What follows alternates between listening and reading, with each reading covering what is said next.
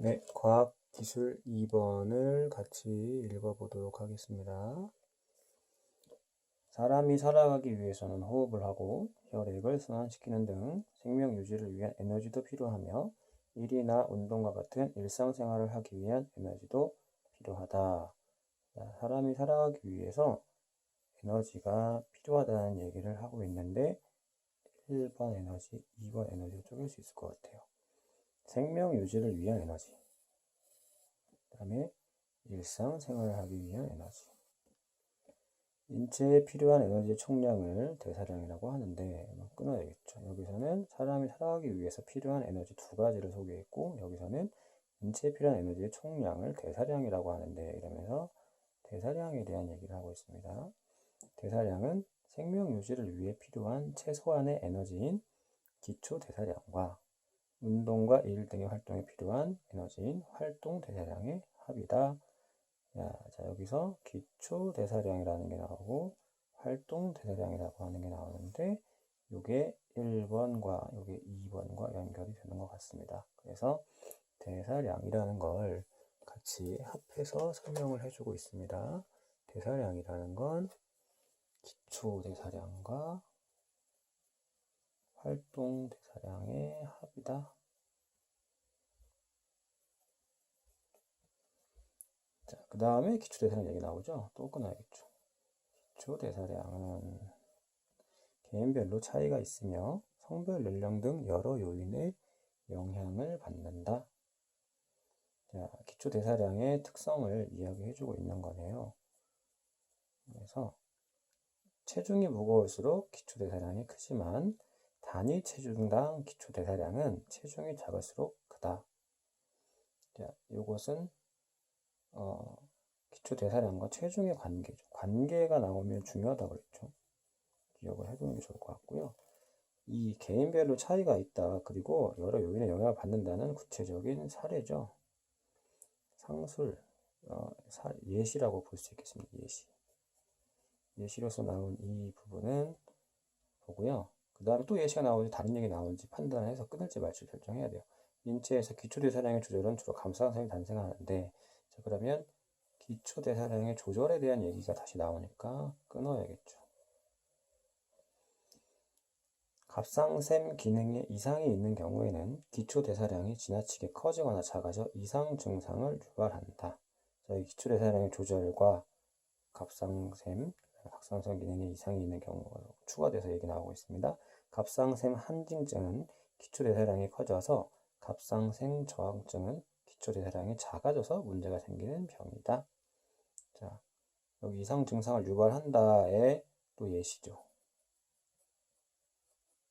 그러면 이렇게 묶을 수 있을 것 같고요. 또 이렇게 묶을 수 있을 것 같고, 이렇게 지금 부분 끊어지고 있습니다. 에너지, 대사량, 기초대사량, 특성, 기초대사량 조절까지요. 그러면 여기는 전체적으로 기초대사량에 대한 여러 가지 정보가 나타나고 있구나 생각하면서 첫 번째 문단을 볼 수 있을 것 같습니다. 여기서 몇 가지 관계가 나타나고 있어요. 여기는 체중과 기초대사량의 관계, 단위 체중당 기초대사량의 관계, 그리고 갑상샘 기능의 기초대사량, 갑상선 항진증에 대한, 그리고 갑상샘 저하증에 대한 여러 가지 이야기들이 나왔습니다. 사람은 대사량을 충족하기 위해 음식 속의 영양소를 산화하여 필요한 에너지를 얻는다. 그래서 대사량을 충족시키기 위해서 에너지를 어떻게 얻는가? 필요한 에너지를 얻는 방법에 대해서 얘기해주고 있습니다. 두뇌 활동이나 신체 활동에 가장 많이 사용되는 영양소인 포도당 1몰이 완전히 산화하면 이산화탄소 6몰과 물 6몰이 생성되고 686kcal의 에너지를 방출한다. 네. 포도당 1몰이 완전히 산화하면 이런 결과가 나타난다. 자, 영양소를 산화해서 에너지를 얻는데, 이 산화하면 어떤 일들이 나타나는가? 구체적으로 얘기해주고 있죠? 이렇게 끊어볼게요. 그리고 이러한 산화가 일어나기 위해서는 400도씨 이상의 열이 필요하기 때문에 인체 내에서 일어나기는 어렵다. 체내에서는 효소가 촉매 역할을 하여 반응이 일어나며 포도당 1몰이 완전히 반응했을 때에는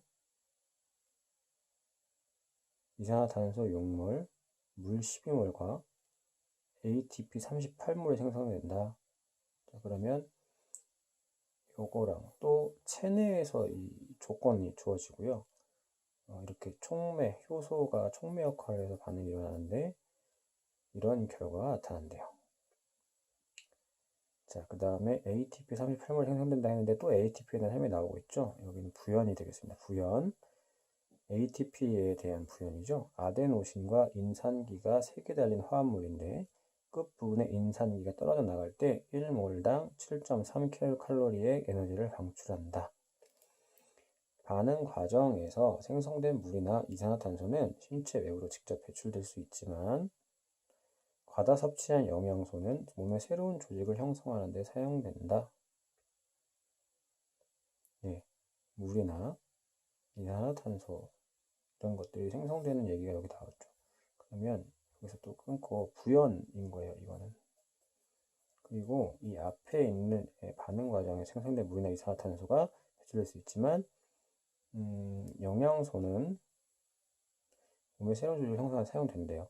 대부분의 과다 영양소는 체내의 지방으로 축적되어 체중을 증가시킨다. 반대로 영양 섭취가 부족하면 먼저 지방을 소모하고, 자, 과다 섭취한 영양소, 그 다음 영양 섭취가 부족한 경우가 따로 나오고 있죠. 먼저 지방을 소모하고 지방이 고갈되면 단백질을 소모한다. 그러나 영양소 섭취가 부족하면 인체는 그에 적용하게 되므로 기초 대사량이 떨어지고 신체 기능도 저하된다. 자, 여기 체내에서 반응이 영양소를 산화해서 에너지를 얻는데 과다 섭취한 영양소와 영양 섭취 부족한 경우가 또 나눠져서 이 부분이 나눠지고 있습니다. 그러면 에너지를 얻는데 영양소를 산화해서 에너지를 얻는 방법하고요. 그 다음에 이 영양소가 과다했을 때, 부족할 때 이런 차이가 있습니다. 그러니까 여기서 또 이렇게 끊어지겠죠.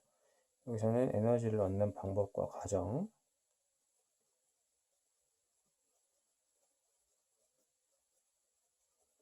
그리고 여기서는 과다 혹은 부족한 영양소에 대한 얘기하고 있습니다. 자, 다음 문단 계속 읽을게요. 사람은 이와 같이 영양소의 산화를 통해 생성된 에너지를 이용해 근육을 움직이는데, 자, 사람이 영양소의 산화를 통해 생성된 에너지를 이용해서 근육을 움직인대요. 이 내용이 바로 위에 있는 이 문단의 내용이죠. 실제 근육을 움직일 때 사용되는 에너지는 20%가 되지 않는다. 예를 들어 체중 70kg인 사람이 신체 활동으로 시간당 260kcal 에너지 소모했을 때 이 중 80% 이상은 열로 변한다. 이 정도의 열이 몸 안에 남아있을 경우 시간당 3도씨 이상 체온이 상승하는데 이 열을 외부로 방출하지 않으면 생체 기능은 붕괴될 수 있다. 자, 에너지를 이용해 근육을 움직인다. 그런데 실제로는 20%가 에너지가 사용되고 나머지는 열로 변한다. 그런데 이 열을 외부로 방출하지 않으면 문제가 생긴다. 사람을 포함한 동물들은 체내의 열을 방출하기 위해 주로 피부를 이용한다. 자, 그래서 이 체내의 열 방출을 위해서 피부를 이용한다. 그러므로 피부 표면적이 넓다는 것은 그만큼 많은 열을 방출할 수 있으며 많은 에너지를 소모할 수 있다는 것을 의미한다. 피부 표면적과 열 방출, 에너지 소모의 관계도 나왔습니다. 이런 것들을 좀 이렇게 정리할 필요도 있어요. 피부 면적 커지면 열 방출, 또 에너지 소모, 이렇게. 사람을 포함한 동물들의 기초대사량은 다르지만 단위 표면적당 기초대사량, 즉 기초대사량을 피부 표면으로 나눈 값이 거의 일정한 이유는 바로 열의 방출과 관련된다. 자, 기초대사량은 다르지만 단위 표면적당 기초대사량은 거의 일정하다. 이렇게 되어 있습니다. 그러면 에너지를 이용할 때, 근육을 움직일 때 생기는 일이죠. 열과 관련된 이런 이야기도 하고 있습니다. 예, 어려운 얘기들이 계속 이어지니까 복잡하네요. 계속 보겠습니다. 몸에서 생성되는 열은 체내 깊은 곳에서 생성되기 때문에 생성된 열이 피부를 통해 방출되기 위해서는 열이 피부로 전도되어야 한다. 자, 열이 피부에서 방출되는데 열은 체내 깊은 곳에 생성돼서요. 피부를까지 가려면 피부로 전도되어야 한대요. 열이 한 부위에서 다른 부위로 흘러가기 위해서는 두 지점 사이에 온도차가 있어야 하므로 피부 표면의 온도는 체내 온도보다 낮아야 합니다. 그래야 체내의 온도가 피부의 온도로 전도가 되겠죠.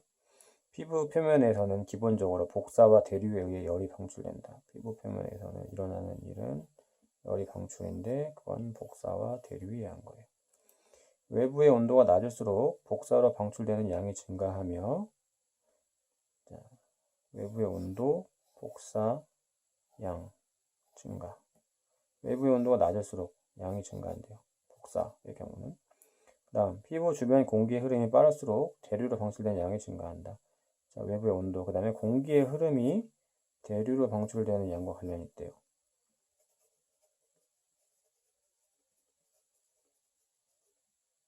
그 다음에 공기 흐름, 대류. 예, 외부 온도 낮을수록 복사로 방출되는 양은 높아지고 공기 흐름이 빠를수록 대류로 방출되는 양도 많아진다. 이런 얘기죠. 그렇지만 외부의 온도가 높을 때는 대류나 복사로 열을 방출하기가 어려워진다. 자, 외부 온도 높을 때. 이때는 피부 표면에서 땀의 증발을 통해 방출하는 비중이 늘어난다. 땀의 증발이라는 거죠.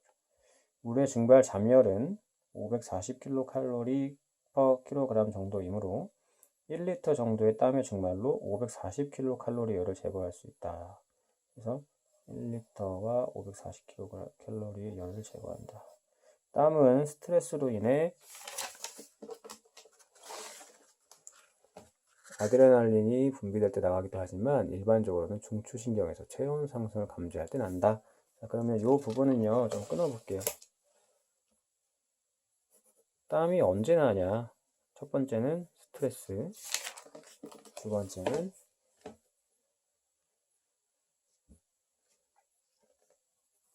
체온 상승 감지 이렇게 되는 거죠. 자, 인체는 온도에 민감하여 체온이 높아지면 기초대사율이 높아지고 반대로 체온이 낮아지면 기초대사율이 낮아진다. 자, 여기는 인체가 온도에 민감해서 온도와 체온 그리고 기초대사율의 관계죠. 체온이 올라가면 기초대사율도 높아진다. 이런 얘기죠. 이러한 점은 인간뿐만 아니라 동물들도 마찬가지. 체온을 조절할 수 있는 동물들은 체온을 낮추고 활동을 하지 않는 방법, 즉 동면을 통해 대사량을 최소화하여. 자, 그럼 여기는 인간에 대한 얘기하다가 동물에 대한 얘기를 하고 있네요. 체온을 조절할 수 있는 동물들은 동면을 통해 대사량을 최소화하여 에너지원을 구하기 어려운 겨울철을 나기도 한다. 자, 그래서 겨울, 동면. 여름에는 에너지원을 충분히 섭취하면서 열의 방출을 원활하게 해야 된다. 털 때문에 땀으로 열을 배출하기 어려운 동물들은 호흡을 통한 열의 방출도 활용한다. 땀이 어려우면 호흡. 폐에서 배출되는 공기는 호흡계통에서 증발되는 수분을 가지고 있다. 그래서 증발되는 수분, 사람의 경우 이러한 통로로 방출되는 열량이 시간당 9kcal 정도 적지만 동물들은 얇고 짧은 호흡을 통해 열의 방출량을 늘린다. 자, 동물에 대한 얘기고요. 동물이 겨울에는 체온을 낮추고 활동 안 하고 여름에는 호흡을 통해서 열을 방출해. 뭐 이런 얘기까지 이어졌습니다. 자, 그러면은 이 글은 에너지가 필요한데 이 에너지를 사용할 때 영양소가 산화돼서 에너지를 얻게 되고요. 이 산화돼서 에너지를 얻고 그다음에 에너지를 얻는 방식 그리고 에너지를 사용할 때 열이 발생하는데 그 열을 어떻게 처리하는가 하는 방식에 대한 크게 두 가지의 이야기를 같이 이야기하고 있는 글인 것 같습니다. 예. 그래서 여러 가지 정보도 굉장히 많은 정보가 이 안에 담겨 있네요. 그렇지만 그걸 쭉 읽으면서 어떤 부분들에서 어떤 내용들이 나와 있었다는 것을 우리가 같이 기억을 하면서 읽었으니까 같이 좀 문제를 풀 수 있을 것 같아요. 이 내용 자체가 알고 있으면 좋겠지만 처음 보는 경우도 많고 다양한 관계들도 있어서 공부를 하는데 좀 어려움이 있을 수 있지만 우리는 지금 과학 공부를 하는 게 아니고 국어 공부를 하는 거잖아요. 문제를 풀 때 어디에 뭐가 있었는지를 기억하면서 특히 관계를 기억하면서 문제를 풀어나가시면 좋겠습니다.